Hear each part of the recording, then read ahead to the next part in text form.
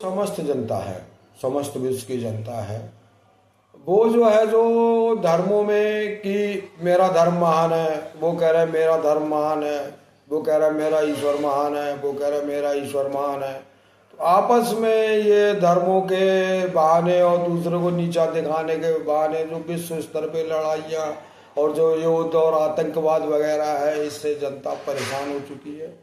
और जनता ने खुद जो विश्व की जनता है उसने नए धर्म का निर्माण करना शुरू कर दिया है, नई संस्कृति का निर्माण करना शुरू कर दिया है। और उस नई संस्कृति और नए धर्म में किसी भी धर्म का विरोध नहीं है, किसी भी जाति का विरोध नहीं है, किसी भी मान्यता का विरोध नहीं है, किसी भी आस्था का विरोध नहीं है, किसी भी गुरु का विरोध नहीं है। आप जिसे मर्जी मानिए, कोई फर्क नहीं पड़ता। आप जिस मर्जी धर्म को मानिए, कोई फर्क नहीं पड़ता। इसमें क्या है, इसमें अब एक ईश्वरवाद पे लोग बिलीव करने लग गए हैं।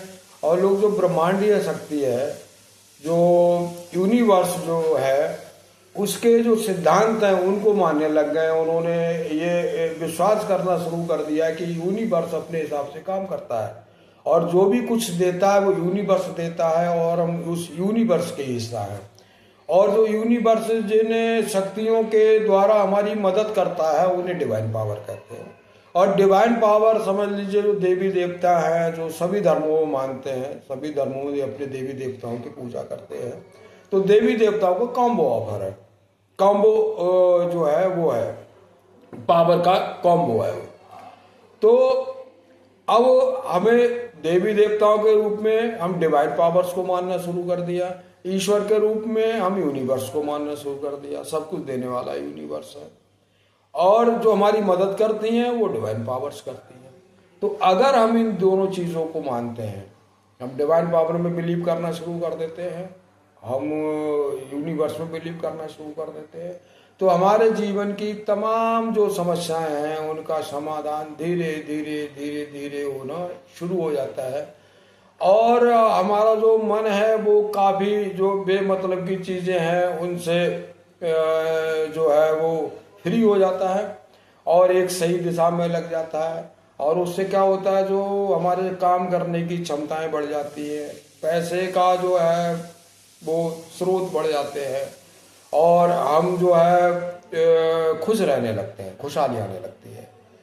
तो जो एक नई संस्कृति स्वतः, इसमें किसी का वो कोई नहीं है। जैसे कि अगर कहा जाए तो जय कृष्णमूर्ति को लाया जा रहा था एक विश्व गुरु बनाने के लिए और एक धर्म की स्थापना की जा रही थी, तो वो तो नहीं हो पाया। लेकिन मुझे लगता है कि प्रकृति ने ये काम शुरू कर दिया है और प्रकृति जो है स्वतः ही खुद ही इस नए धर्म और नई संस्कृति का निर्माण कर रही है।